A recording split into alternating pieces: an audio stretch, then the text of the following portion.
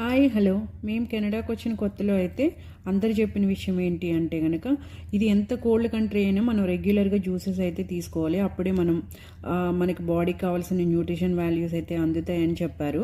సరే మేము స్టార్టింగ్లో అయితే నార్మల్ జ్యూసరే యూస్ చేసాం.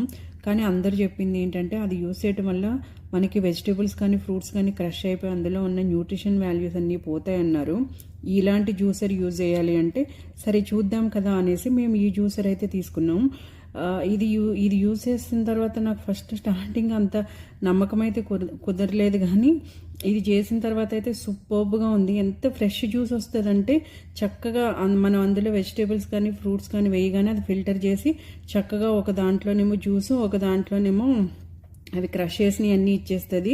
ఇది చాలా హైలీ రికమెండెడ్. దీని ఫుల్ వీడియో కావాలంటే నా వీడియోస్లో ఉంది. దీని ఫుల్ డీటెయిల్స్ అయితే నేను దాంట్లో అయితే క్లియర్గా చెప్పాను. కావాల్సిన